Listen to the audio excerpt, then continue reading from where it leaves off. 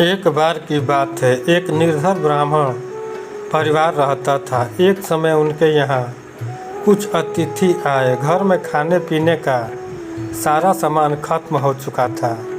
इसी बात को लेकर ब्राह्मण और ब्राह्मण पत्नी यह बातचीत हो रही थी। ब्राह्मण, कल सुबह कर्क संक्रांति है। भिक्षा के लिए मैं दूसरे गांव जाऊंगा। वहाँ एक ब्राह्मण सूर्यदेव की तृप्ति के लिए कुछ दान करना चाहता है।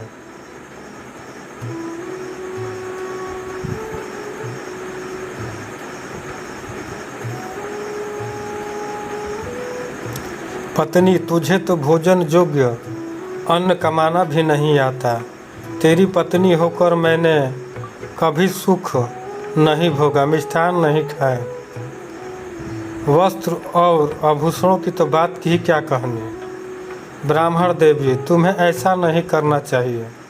अपनी इच्छा के अनुरूप धन किसी को नहीं मिलता। पेट भरने योग्य अन्न तो मैं भी ले आता हूँ।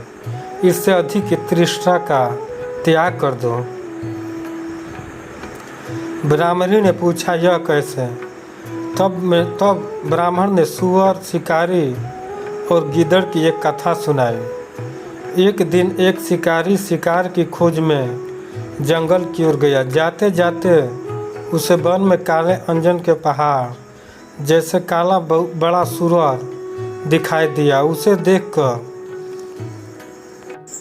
उसने अपने धनुष की प्रत्यंचा को कानों तक खींचकर निशाना मारा। निशाना ठीक स्थान पर लगा।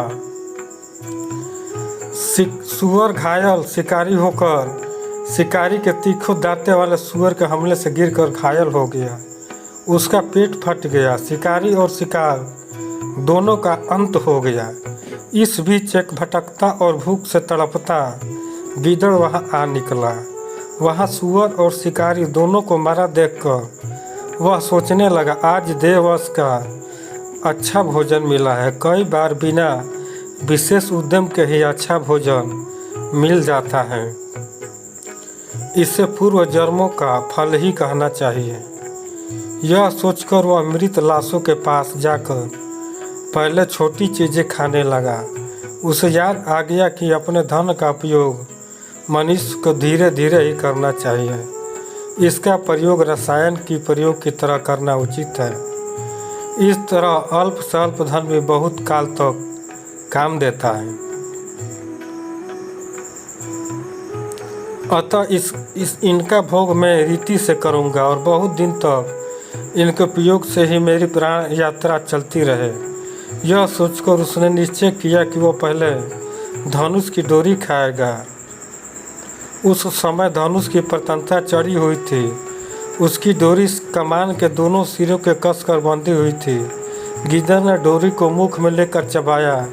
चबाते ही डोरी बहुत वेग से टूट गई और धनुष के कोने का एक सिरा उसके माथे के भेद कर ऊपर निकला। मानो माथे की शिखा निकल आई हो। इस प्रकार घायल होकर गीदड़ भी वहीं मर गया। ब्राह्मण ने कहा, इसलिए मैं कहता हूँ, अतिशय लोभ से माथे पर शिखा हो जाती है। ब्राह्मणी ने ब्राह्मण की यह बात सुनने के बाद कहा, यदि यही बात है तो मेरे घर में थोड़े से तिल पड़े हैं। उनका शोधन करके कुछ छाट कर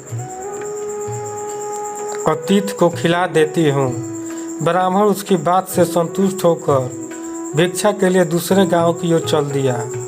ब्राह्मणी ने भी अपने वचनानुसार घर में पड़े तिलों को छाटना शुरू कर दिया। छाट परोच कर जब उसने तिलों को सुखाने के लिए धूप में फैलाया तो एक कुत्ते ने इन तिलों को मूत्र विष्ठा से खराब कर दिया। ब्राह्मणी बड़ी चिंता में पड़ गई। यही तिल थे जिसे पकाकर उसे अतिथि को भोजन देना था।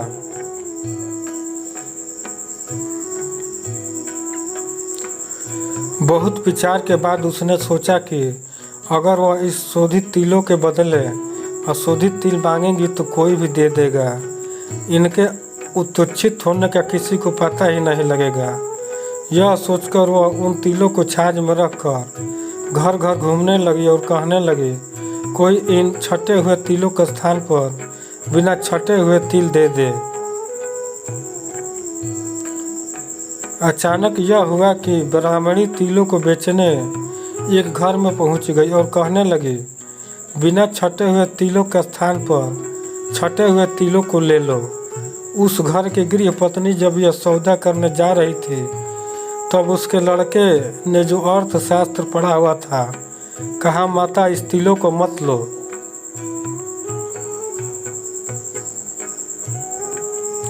कौन पागल होगा जो बिना छटे तिलों को लेकर छटे हुए तिल लेगा। यह बात निष्कारण नहीं हो सकती। अवश्य में इन छठे तिलों में कोई दोष होगा। पुत्र के कहने से माता ने यह सौदा नहीं किया। कहानी से सीख, बिना कारण कोई भी कार्य नहीं करना चाहिए, नहीं तो वो कार्य असफल हो जाता है। दोस्तों, अगर कहानी अच्छी लगी तो लाइक कीजिए, सब्सक्राइब कीजिए और शेयर कीजिए। मैं आपके लिए ऐसी ही अच्छी अच्छी कहानियाँ लाता रहूँगा।